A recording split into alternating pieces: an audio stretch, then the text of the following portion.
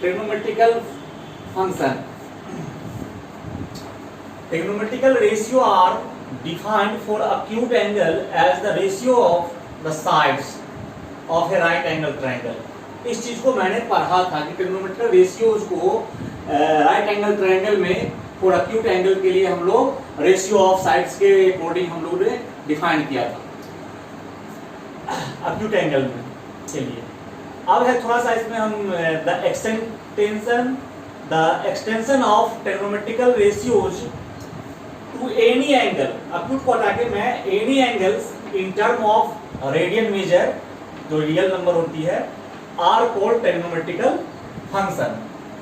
तो ये मेरा ट्रिग्नोमेट्रिकल फंक्शन है. डिफरेंट एंगल मतलब ऑल एंगल्स के लिए अगर मैं ट्रिग्नोमेट्रिक रेशियो को डिफाइन कर दूं तो वो जो फंक्शन वैल्यू मिलेगा वह मेरा ट्रिग्नोमेट्रिकल फंक्शन कहलाएगी. यानी इसकी डोमेन जो होती है सारे एंगल्स के लिए डिफाइन होती है. तो हम लोग देखेंगे यहाँ पर डिफरेंट ट्रिग्नोमेट्रिकल फंक्शन मुझे 6 प्रकार की है और किस किस के लिए डिफाइन होती है, उसकी डोमेन क्या है यहाँ पर. तो साइन फंक्शन अगर है तो उसका डोमेन रियल नंबर होती है, टोटल किसी भी एंगल्स के लिए डिफाइन होगी और उसका रेंज जो वैल्यू आएगा साइन का वैल्यू जो आती है -1 से 1 के बीच में आती है. कोसाइन भी पूरे डोमेन में डिफाइन होती है, पूरे रियल नंबर में यानी किसी भी एंगल के लिए डिफाइन होती है और उसका रेंज जो आता है -1 से 1 आता है.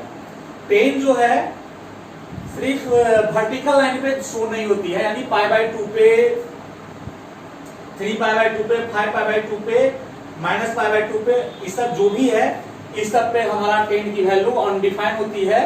सो इसका डोमेन जो होगा पूरे रियल में से हम लोग 2n+1 इंटू π/2 को रिमूव कर देंगे तो इसका डोमेन मुझे मिल जाएगा और रिजल्ट जो होगा ऐसा कोई भी रियल नंबर हो सकती है. कोट में भी कोट फंक्शन जो है हमको डिफाइन नहीं होगी.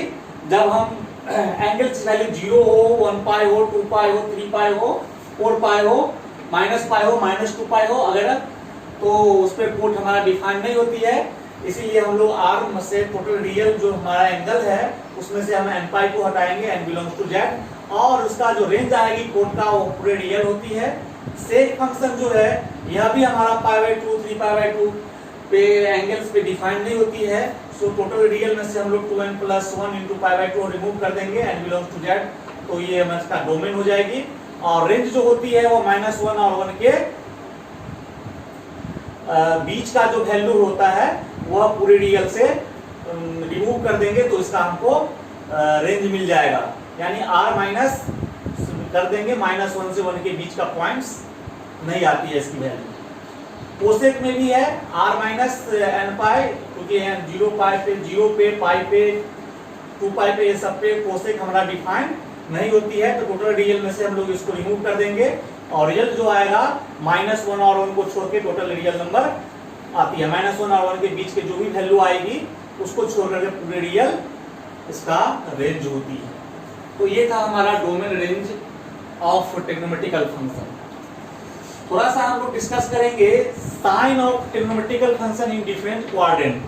तो क्वाड्रेंट मैंने बताया कि यहाँ पर ये आप लोगों ने जाना होगा कि ये फर्स्ट क्वाड्रेंट होती है, कोऑर्डिनेट एक्सिस ऐसे हमने ड्रॉ किया. ये first second quadrant, third quadrant, fourth quadrant, ये चीज तो मैंने देखा था कोऑर्डिनेट एक्सिस को कर करके.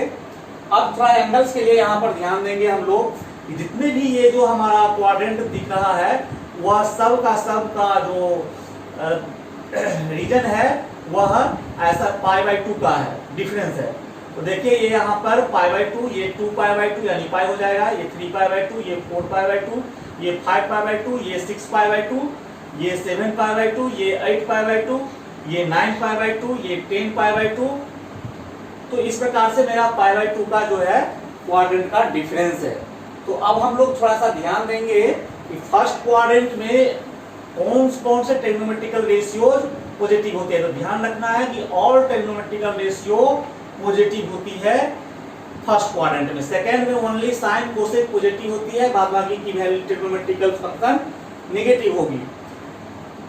थर्ड क्वाड्रेंट में ओनली टेन कोट पॉजिटिव होगा और फोर्थ क्वाड्रेंट में ओनली कोसेक और सेक हमारा पॉजिटिव होगा. अब है कि फर्स्ट क्वाड्रेंट हम लोग एंगल को कैसे लिखते हैं. या तो थीटा लिखना है, थीटा के द्वारा ध्यान रखना है कि किसी भी क्वाड्रेंट के एंगल को डिफाइन करने के लिए थीटा की वैल्यू 0 और π/2 के बीच ही लेना है, और जो भी वैल्यू π/2 या 0 इस टाइप से जो भी आएगा वो हमको कोऑर्डिनेट एक्सिस पे मिल जाएगा, मतलब एंगल का जो एक्सिस मैंने ड्रॉ किया है उस पर मिल जाएगा। क्वाड्रेंट के लिए ये होना चाहिए। तो एंगल्स को थीटा लिखा जाएगा, π/2 माइनस थीटा लिखा जाएगा, π/2 से माइनस कर दीजिए या 2π से प्लस कीजिए, 4π से प्लस कीजिए, इस टाइप से। सेकेंड क्वाड्रेंट में π/2 में प्लस जोड़ेंगे थीटा तब आएगा, या पाई से माइनस करेंगे थीटा तब आएगा। तो इस प्रकार से मैं 5π माइनस करेंगे, 5π से माइनस करेंगे तो पर भी इसमें आएगा, वो सब देख लेना है। थर्ड क्वाड्रेंट में क्या होगा, पाई से प्लस करेंगे थीटा, या 3π/2 से माइनस करें या 7π/2 से माइनस करें, हमारा एंगल थर्ड क्वाड्रेंट की आएगी। फोर्थ क्वाड्रेंट में है या तो मैं 3π से प्लस थीटा करूं, या 2π से माइनस थीटा करूं, या 4π से माइनस करूं, या अगर मैं डायरेक्शन चेंज कर लूं तो माइनस थीटा भी फोर्थ क्वाड्रेंट में ही आती है।